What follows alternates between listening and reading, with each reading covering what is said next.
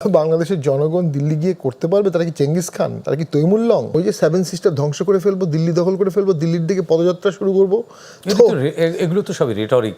না, আপনি একটা ফরেন পলিসিতে রেটরিক, এবং যারা এগুলো বলছে তারা বর্তমান সরকারের খুব কাছের মানুষ, তারা বর্তমান সরকারের প্রধান, তাদের সাথে বসেন।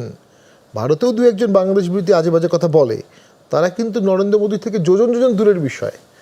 ভারতীয় পররাষ্ট্র সচিব অথবা যারা দায়িত্বপ্রাপ্ত ব্যক্তি তারা কিন্তু এগুলো কথা বলে না। হ্যাঁ, দিল্লি অনেকবার দখল হয়েছে। চেঙ্গিস খান দিল্লি তো মোহাম্মদ ঘুরি দখল করেছে, পাঞ্জাব, মুলতান, ঘুর রাজ্য থেকে এসে মোহাম্মদ ঘুরি দুবার দিল্লি অ্যাটাক করেছিল। প্রথমবার হচ্ছে first battle of Tarain 1191, Prithviraj চৌহানের সাথে হেরে গিয়েছিল মোহাম্মদ ঘুরি। তখন টোটাল রাজপুতরা একসাথে ছিল, তখন ইন্ডিয়া এত বড়ও ছিল না, ইন্ডিয়া তখন হাফ অফ ইন্ডিয়া ছিল। পরবর্তীবারে 5 জন রাজপুত মোহাম্মদ ঘুরিকে ইনভাইট করে যে আমরা আনহ্যাপি উইথ পৃথ্বীরাজ চৌহান, তুমি আসো। ওই 5 জন রাজপুত রাজার সহযোগিতায় 1192-তে দিল্লির পতন হয়। তখন বহু মন্দির টন্দিরও ভাঙা হয়। দিল্লিতে গেলে কিন্তু আপনি কোনো পুরনো মন্দির পাবেন না। চেঙ্গিস খান দিল্লি অনায়াসে দখল করতে পারতেন, কিন্তু উনি দিল্লির কাছাকাছি এসে আবার মঙ্গল রাজ্যে ব্যাক করে। কেউ বলে উনি দিল্লির সৌন্দর্য নষ্ট করতে চাননি, কেউ বলে ওনার নিজ এলাকায় গৃহযুদ্ধ হয়েছিল।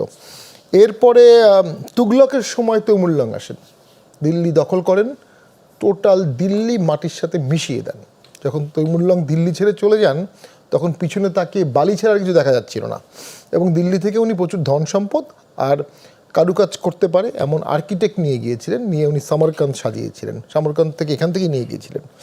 এর অনেক দিন পরে আবার নাদির শাহ আসে, সিমিলার লেভেল অফ ডিস্ট্রাকশন দিল্লিতে হয়ে যায়। তারও অনেক দিন পরে যখন সিপাহী বিপ্লব হয়, সিপাহী মিউটিনি হয়, তারপরেও দিল্লি টোটালি ডিস্ট্রাকশন হয়।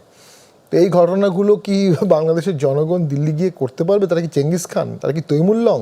আমার দেশের স্বাধীনতা, আমার দেশের সমস্যা নিয়ে আমাকে চিন্তা করতে হবে। আমাকে তো আর 3000 মাইল, 1000 মাইল, 500 মাইল দূরের সমস্যা নিয়ে চিন্তা করার দরকার নেই। দেশের ভিতরে দুর্নীতি প্রচুর, দেশের ভিতরে দারিদ্রতা প্রচুর, দেশের ভিতরে অশিক্ষা প্রচুর, দেশের ভিতরে জঙ্গিবাদের কিছু আশঙ্কা দেখা যাচ্ছে। তফসিল পিরিয়ডে ইন্ডিয়াকে এত বেশি খোঁজাখুঁজি করার অর্থ হচ্ছে